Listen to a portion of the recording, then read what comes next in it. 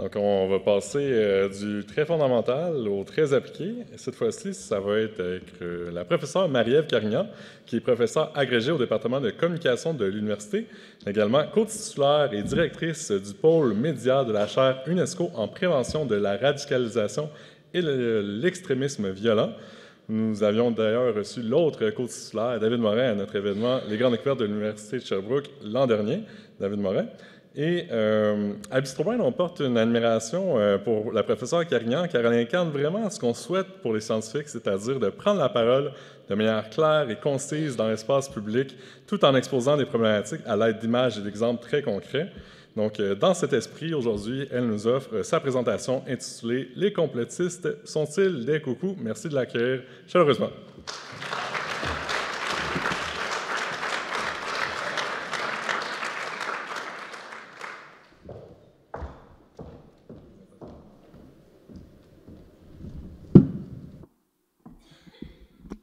Merci, pas du tout de pression. On passe dans un autre univers que le quantique, que visiblement j'ai encore beaucoup de défis à bien comprendre, malgré les cours de communication scientifique que je donne à certains collègues en institut quantique. Bonjour tout le monde. Donc, avant de répondre à la question qui nous intéresse tous, les complotistes sont-ils des coucous? Je vais répondre à l'autre question qui vous intéresse sans doute. Qu'est-ce qui m'est arrivé à la face? C'est pas en essayant d'arrêter un avion qui allait répondre des chemtrails que je me suis fait ça.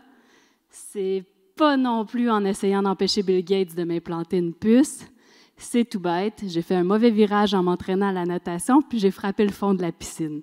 Donc, si on peut dire que je suis gaffeuse, on ne peut pas dire que les complotistes sont des coucous. Et je vais vous dire pourquoi aujourd'hui. D'abord, qu'est-ce qui fait en sorte qu'on s'intéresse au complot? Bien, naturellement, on est tous fascinés par les complots. C'est humain, c'est dans notre nature d'être fasciné par ça, parce que les complots, ça veut dire qu'on a la main sur quelque chose de caché, quelque chose de secret qu'on ne connaît pas et qui nous fascine. Ça nous fait dire qu'on est en train de révéler une histoire dont on ne maîtrisait pas les codes et que là, tranquillement, oups, on peut reprendre le contrôle puis peut-être dire à tout le monde la vérité, révéler un secret qu'ils ne connaissaient pas. Et ça donne du pouvoir, c'est fascinant, donc c'est attirant, les complots. Et à quel point c'est attirant? Toute la culture populaire est construite autour des complots. Pensez à tous les livres, tous les films, toutes les séries télévisées que vous consommez. La majorité d'entre elles sont basées sur des complots. X-Files, c'est tous les complots de présence extraterrestre qu'on cache autour de nous.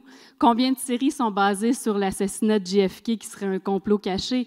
Combien de séries sont basées sur un complot à la Maison-Blanche qu'on essaye de déjouer? C'est assez normal que quand on évolue dans l'univers du complot depuis qu'on est né, puis que notre culture populaire est axée sur le complot, bien, on a tendance à aller chercher autour de nous ces complots-là. C'est d'autant plus intéressant que le complot, par définition, qu'est-ce qui fait en sorte? Chaque théorie complotiste, thèse complotiste, on pourrait débattre, est-ce que c'est vraiment une théorie?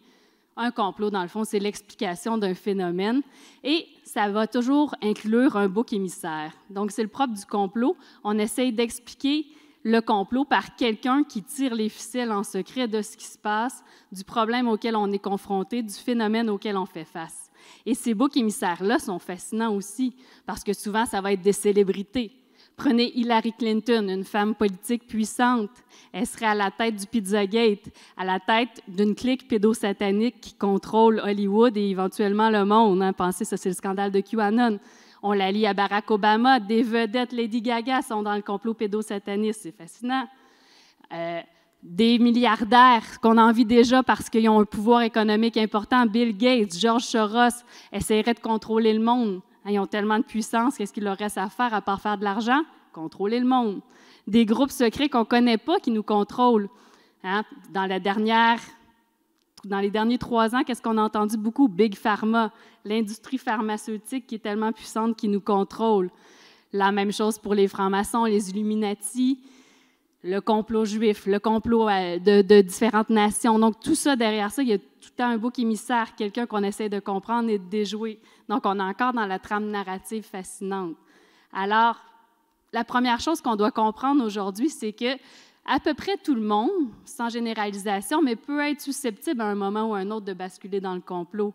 Notre cerveau est fait pour être fasciné par les complots. Notre environnement est baigné de complots, puis depuis qu'on est jeune, on entend parler d'histoires autour du complot. Donc déjà, penser que les complotistes sont nécessairement des coucous, mais c'est simplifier beaucoup le fait qu'à peu près tout le monde, à un moment ou à un autre de notre vie, peut être susceptible d'entrer dans un complot et d'y croire. Parce qu'il y a des complots qui vont être sur des sujets qui nous fascinent plus.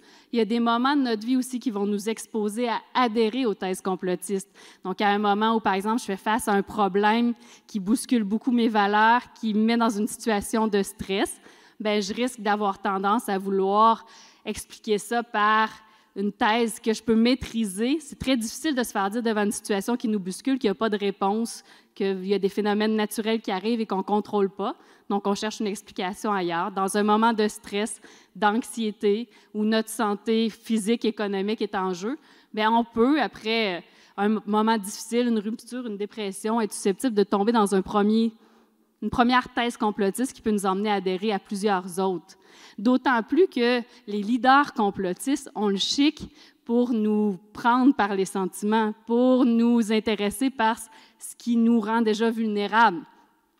Prenez l'exemple, en ce moment, on a tellement de feux de forêt au Québec, mais qu'est-ce qu'on va nous dire?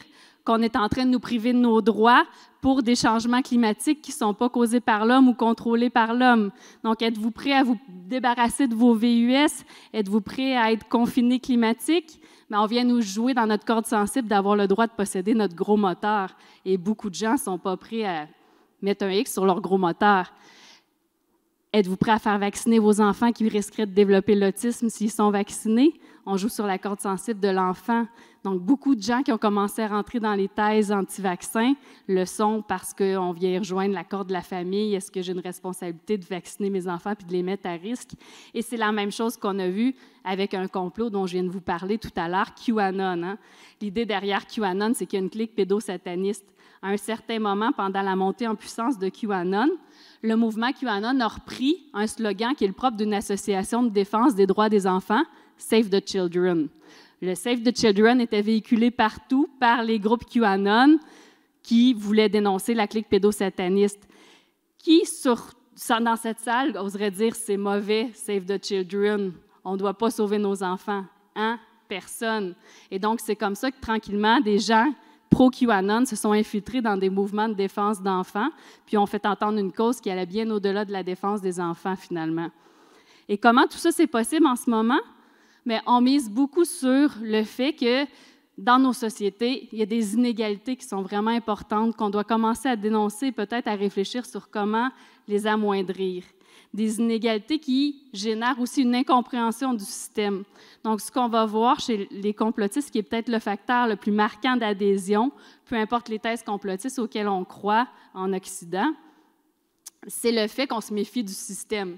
Donc, les gens vont se méfier de la politique, les gens vont se méfier des scientifiques, qu'on ne comprend pas comment la science se construit. Et c'est assez fascinant, hein?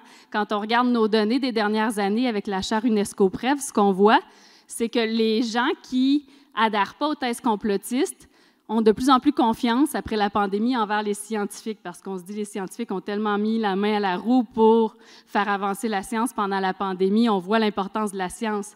Qu'est-ce qui se passe chez les complotistes? C'est le contraire. On se méfie de plus en plus des scientifiques qui ont contribué au complot. Donc, on ne comprend pas nécessairement ce que les scientifiques font. On a l'impression qu'ils sont en collusion avec le complot, avec le pouvoir politique. Les gens qui adhèrent au complot ne comprennent pas nécessairement non plus comment le système démocratique fonctionne et ils ont l'impression d'être largués, de ne pas pouvoir changer ce système-là, de ne pas avoir voix au chapitre de la démocratie. Et donc, c'est pour ça qu'on va voir notamment que les complotistes, les plus extrêmes dans leur adhésion et leurs croyances, bien, parfois ont tendance à penser qu'un système autoritaire serait mieux qu'un système démocratique et même qu'on doit avoir recours à la violence pour faire tomber le système parce que sinon, on n'a pas voix au chapitre. Et cette méfiance des institutions-là, c'est aussi répercuté dans la méfiance envers les médias. Donc, on voit vraiment chez les adhérents très convaincus aux complotistes l'idée que les médias, c'est des pouvoirs qui sont en collaboration avec le gouvernement, ce qui n'a pas été aidé dernièrement par l'actualité politique, disons-le, mais donc de penser que le financement des médias fait en sorte que les médias ne sont pas neutres dans leur contenu, alors que beaucoup de gens ignorent que les médias ont un code de déontologie, que les journalistes protègent assez très jalousement leur indépendance journalistique, même si des erreurs journalistiques existent. Et donc, ça ramène à l'importance peut-être de mieux comprendre le fonctionnement de nos institutions politiques, démocratiques, scientifiques, comment fonctionne la science, pourquoi une recherche scientifique en contredit une autre. Il faut comprendre la méthode scientifique, pour ça comprendre qu'un échantillon n'amène pas nécessairement au même résultat qu'un autre, comment les médias fonctionnent, c'est quoi la différence entre le journaliste d'opinion et le journaliste d'information. Donc, en ce moment, il y a une méfiance exacerbée qui a été exacerbée par la pandémie, par la crainte de faire atteindre à certains droits personnels. Et donc, beaucoup de leaders complotistes ont profité de ça pour se servir de la méfiance des gens. Et donc, ce qu'on voit finalement quand on regarde ce qui se passe au Québec notamment, bien, on va voir qu'il n'y a pas nécessairement plus de gens qui croient au complotisme qu'avant, par exemple, la pandémie, même si on a très peu de données pour comparer l'avant et l'après, malheureusement, parce qu'on travaillait très peu sur le complotisme. C'était très difficile d'avoir des financements avant la pandémie. Mais ce qu'on réalise, c'est que les niveaux semblent assez similaires. Donc, il y a quand même 15 % des Québécois, beaucoup plus de Canadiens, l'influence beaucoup des États-Unis et de l'anglais, qui croient à certaines thèses complotistes, et un 6 % qui sont des adhérents convaincus. Donc, ils vont avoir tendance à expliquer à peu près tous les problèmes par différentes thèses conspirationnistes. On ne peut pas généraliser sur qui adhère. Donc, il y a des hommes, il y a des femmes. On voit qu'il y a plus d'hommes qui vont être des adhérents très convaincus, donc qui vont justement croire à expliquer beaucoup l'adversité par le complotisme et donc même avoir pensé que le recours à la violence peut être un moyen légitime de se faire entendre pour changer les choses en société en pensant qu'il y a un complot autour de nous. Mais il y a des femmes qui adhèrent au complotisme et souvent la porte d'entrée à ce moment-là, c'est la médecine alternative, le discours anti-vax. Mais tranquillement, tout ça évolue quand je passe dans une adhésion convaincue vers toutes sortes d'autres thèses complotistes auxquelles je vais être confrontée. Et on peut adhérer au complotisme, peu importe notre revenu ou notre niveau d'éducation. Il y a des leaders complotistes qui ont 2 doctorats, on le sait, peut-être vous ne le savez pas, mais il y a des leaders complotistes très éduqués. Par contre, c'est certain que l'université crée une vision de la science, une compréhension des institutions qui donne de la confiance puis qui peut être un facteur de protection contre le complotisme. Mais finalement, c'est quoi ces thèses complotistes-là? La plupart des thèses complotistes qu'on connaît, ce n'est pas les plus farfelues auxquelles les gens adhèrent. Donc, ce n'est pas de penser qu'Avril Lavigne est morte, pas été remplacée par un sosie après sa mort. Ce n'est pas non plus de penser que Keanu Reeves est éternel et puis qu'il a été transformé au fil du temps. Être complotiste, c'est pas non plus penser que tous les roux, c'est des reptiliens qui sont sur Terre et qui sont cachés dans le corps humain. Non, la plupart des thèses complotistes, nous, qu'on étudie, c'est par exemple les thèses qu'on a reprises de l'échelle de Brotherton et de ses collègues. Maintenant, même, on a une thèse plus générale sur laquelle on travaille, qui est la méfiance en général envers les institutions, puis de croire qu'il y a un complot caché qui nous contrôle. Mais donc, les gens ont tendance à expliquer les phénomènes auxquels ils sont confrontés par le fait qu'il y a notamment une manipulation de l'information par les élites, par les gouvernements, qu'il y a des conspirations mondiales qui nous échappent, auxquelles on n'est pas confronté. Et c'est normal d'avoir un certain sens critique. Hein? S'il y a quelqu'un aujourd'hui qui pense que le gouvernement nous dit tout, bien, vous avez le même problème qu'un complotiste, vous manquez de sens critique. Par contre, quand on pense que le gouvernement nous trompe et nous dupe toujours, bien là, on risque d'être complotiste. Donc, on pensait qu'il y a des conspirations mondiales, pensez aussi que on nous cache des choses qui risquent de nuire à notre santé, à notre liberté. Hein, qu'on cherche, notamment pendant la pandémie, une des thèses complotistes disait qu'on allait établir des camps de concentration pour les non-vaccinés. Donc, c'est de penser qu'il y a toujours des menaces autour de nous, à notre santé, notre liberté. Et finalement, le dernier type de thèse conspirationniste qu'on regarde, c'est tout ce qui est surnaturel. Donc, on a tendance à penser qu'on cache la présence d'extraterrestres sur Terre. Les thèses liées aux reptiliens, j'en ai parlé, mais des thèses un peu moins farfelues. Est-ce qu'on a vraiment marché sur la Lune? Est-ce qu'on connaît vraiment ce qui se passe dans l'espace? Tout ça pour dire, parce que je vois le temps filer, on ne peut pas dire que les complotistes sont des coucous.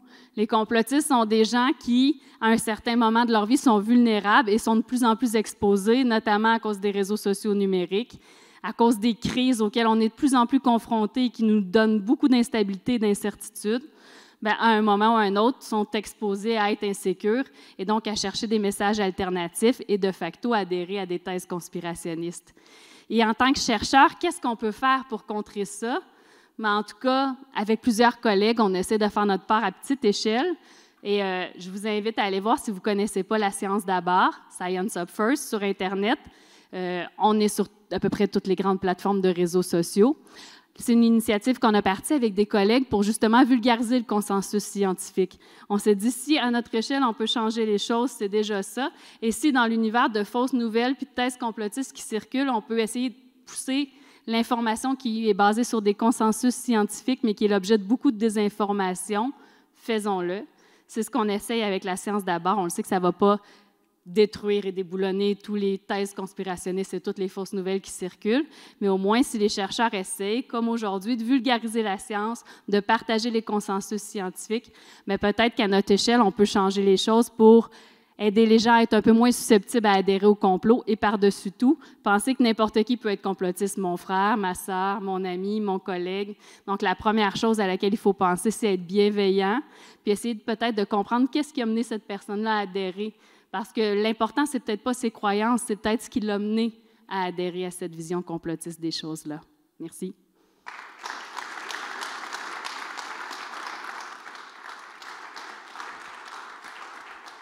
Merci, professeur Carignan, pour une vision bien scientifique qui nous amène des pistes de solutions, des réflexions, mais aussi un regard très nuancé sur nos problématiques sociales. Il nous reste un petit 2 minutes et demie pour les questions. Là, naturellement, on a dépassé un peu. Y a-t-il des questions? Oui, Justine. Bonjour, j'ai une question assez simple. En parlant du complotisme, c'est un peu dans la nature humaine de se poser la question. Par exemple, moi, mon frère petit me volait mes tacos que je laissais dans le frigo. Je savais que c'était lui, je faisais un complot, c'est lui qui l'a volé, c'est sûr, c'est lui qui l'a mangé. En fait, c'est un peu dans la nature humaine. Donc moi, c'est un peu la question de... Est-ce que ce n'est pas utopiste de vouloir penser qu'on peut changer la nature humaine et donc d'éviter de combattre un peu l'idée du complotisme ou du racisme ou tout ça, étant donné que c'est depuis... D'autant qu'on se souvient ce souvenir, ben c'est dans la nature humaine, quoi. Bien, oui, le cerveau est fait pour, avec toutes sortes de biais cognitifs que je n'expliquerai pas aujourd'hui, mais qu'on aborde notamment justement dans le livre, avoir tendance à croire naturellement au complot, mais il y a quand même des façons de protéger les gens, de croire à certaines informations qu'on sait d'avance qui sont fausses. Et il y a des complots qui existent. C'est pas faux de penser qu'il y a des complots. Il y a des complots avérés de tout temps. Pensez à l'assassinat de César, pensez au Watergate, pensez à toutes sortes de choses. On en a des complots. Mais plus qu'il y a d'acteurs impliqués, c'est beaucoup moins vraisemblable que l'industrie pharmaceutique ait voulu créer la COVID pour vendre un vaccin que votre frère vous vole votre tacos dans le frigidaire. Donc, il faut faire la part des choses. Et c'est là qu'on peut intervenir, aider les gens à mieux comprendre le système, à mieux comprendre le fonctionnement des institutions, à être plus critiques, essayer de contrôler aussi la diffusion de la désinformation. Évidemment, on n'arrêtera pas que le complotisme existe, mais on peut au moins aider les gens à avoir les bonnes balises pour faire leur choix quand ils choisissent une décision. Puis s'ils choisissent de croire à quelque chose, avant d'y croire, bien, avoir tous les paramètres pour prendre une décision éclairée face à un sujet, puis donc être sûr qu'ils font un choix qui est basé sur eux.